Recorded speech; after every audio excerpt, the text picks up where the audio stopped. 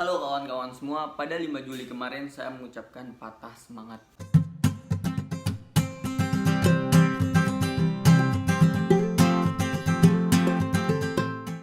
Awal ceritanya, kawan-kawan yang pernah pergi bareng saya ke Savana Propok punya rencana lain lagi untuk mendaki Bukit Pergasingan.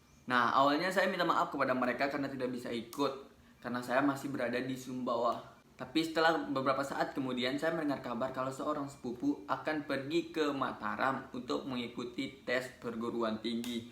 Waduh, itu kebetulan banget. Ya udah, saya ikut bareng dia ke Lombok. Kami pun mulai melakukan perjalanan pada tanggal 3 Juli dari Alas Sumbawa menuju ke Mataram. Di perjalanan menuju ke Pelabuhan Pototano, aduh, pemandangannya indah banget. Paduan bukit-bukit dan laut-lautnya sangat keren.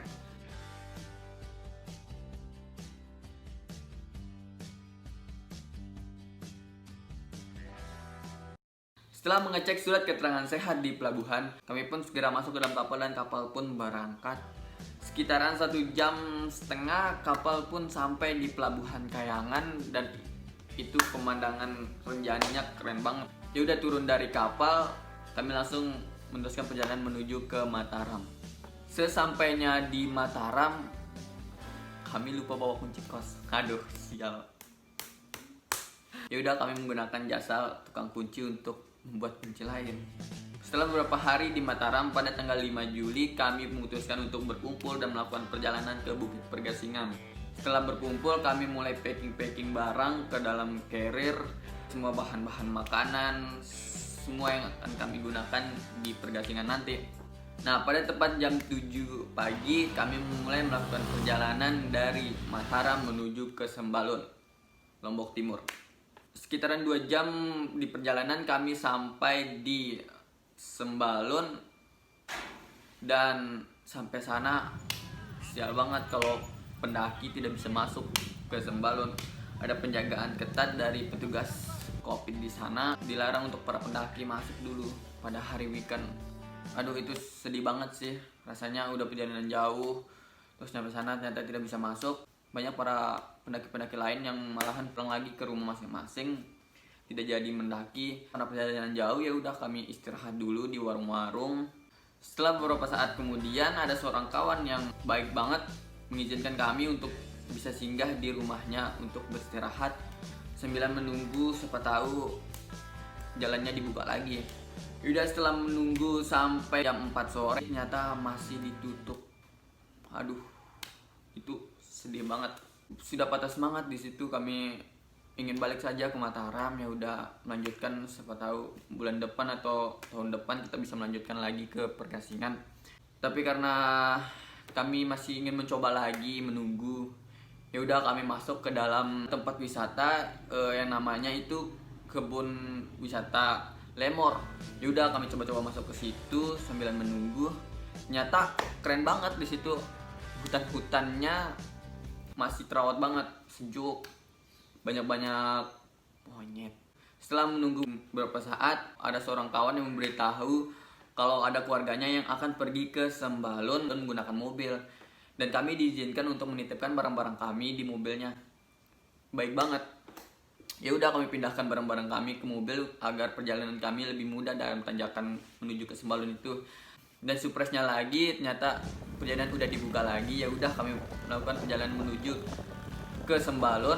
Akhirnya beberapa saat kemudian, sekitaran jam 6-an, kami sampai di Taman Wisata Pusuk Sembalun. Ya, itu keren banget di situ, pemandangannya senjanya itu waduh, gila.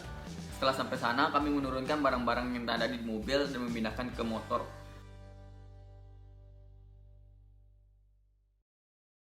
Dan kami melanjutkan perjalanan menuju ke pos penjagaan Pergasingan. Sampai di pos penjagaan Pergasingan, kami melakukan cek-cek data-data dan melakukan registrasi di pos penjagaan. Setelah melakukan registrasi, kami berdoa terlebih dahulu dalam perjalanan agar semua yang tidak diinginkan tidak terjadi dalam perjalanan ini. Kami melakukan perjalanan pada jam 7 malam. Ya udah, kami jalannya santai-santai saja karena pandangan juga terbatas dan capek banget pendakian malam itu.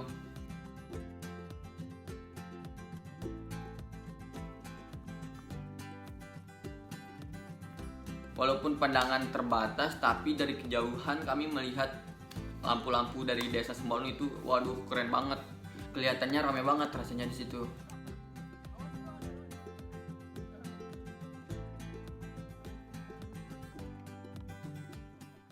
Cahaya sahabat. Sekarang kita bersama saudari Nuan. Halo. Halo. Jadi Nuan udah berapa kali muncak? 3 kali. 3 kali ya. Yang pertama, Nanggi, yang kedua, yang kedua Sapana, yang ketiga ini Pergasingan. gimana paling susah? Paling nyakit? Ini dah Pergasingan nih. Kenapa? Gara-gara itu itu dah. Setelah sampai puncak Pergasingan jam 12 malam, kami sampai sana dan mulai mendirikan tenda dan mulai memasak. Setelah memasak dan mengisi perut kami yang kosong, saya pun lelap tertidur karena terlalu lelah mungkin. Saat saya bangun, saya keluar dari tenda, melihat sunrise. Belum kelihatan banget sih, masih gelap-gelap itu, tapi di ujung sana itu ada Renjani yang mengintip dari kejauhan. Rasa menyapa para pendaki-pendaki yang ada di sekitaran. Ya udah, saya memutuskan untuk masuk lagi ke dalam tenda karena cuacanya dingin banget, anginnya lumayan kencang. Saya masuk ke dalam tenda. Setelah cuaca lumayan cerah, saya pun memutuskan untuk keluar dari tenda dan wow, itu pemandangannya indah banget.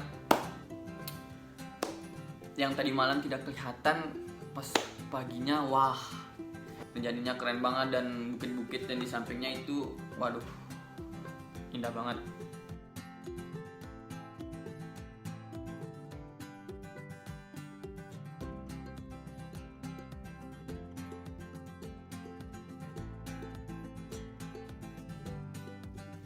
Dan para pendaki lainnya mulai mengabadikan momen-momen tersebut dengan ponsel masing-masing, dengan kamera, tidak mau melewatkan momen keren tersebut. Cahaya sahabat, mana nih? Satu kata buat Pergasingan. Yuk, mantap. Tuh. Indah. Dep. Menyenangkan. Ya. Seru. El. Dingin. Apa pengalaman pertama di Pergasingan ini? Pengalaman pertamanya apa? Tumben naik bukit malam. Gila men. Mantep. Setelah selesai mengabadikan momen-momen tersebut, para pendaki-pendaki mulai bersiap-siap untuk turun.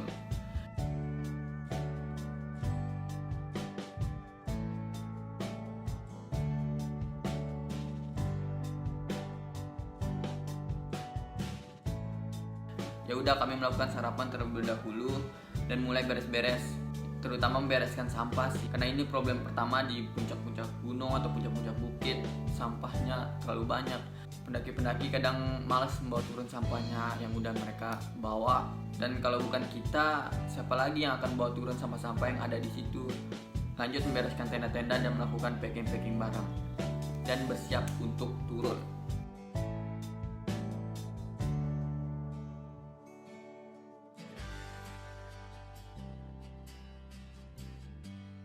Saat turun itu pemandangannya wah, tidak sama kayak kemarin pas naik, yang dimana pandangan kita terbatas, jadi lelahnya terasa banget.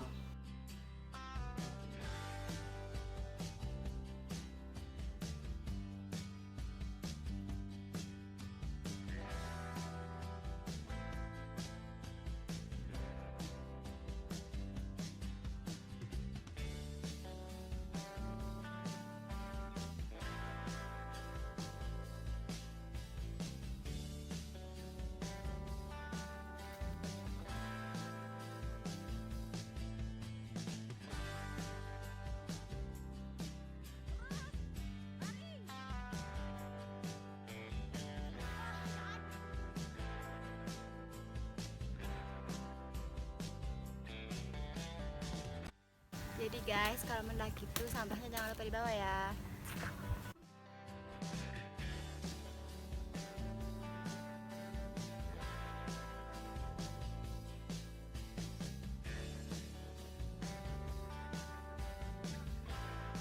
Dan jembatan yang kita lewati tadi malam juga lebih kelihatan sekarang. Ternyata jembatannya kayak gini yang kita lewati malam tadi, yang kemarin tidak kelihatan bawahnya. Ternyata pas siangnya ya kelihatan cuma sebesar ini jembatannya.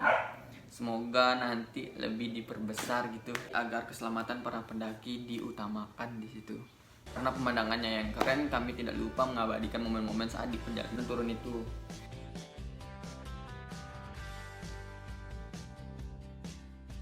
Jadi bukan tentang sehingga apa tujuan yang akan kita capai, tapi yang utama itu prosesnya. Seperti apa proses yang kita hadapi untuk memecahkan masalah, melewati rintangan yang ada, untuk terus maju dan pantang menyerah untuk sampai ke tujuan. Dan proses itu yang seiring waktu membuat kita lebih kuat, dan kuat. Saya Doni Oktoransa melaporkan dari Bukit Pergasingan 1700 mdpl 5 Juli 2020. Salam.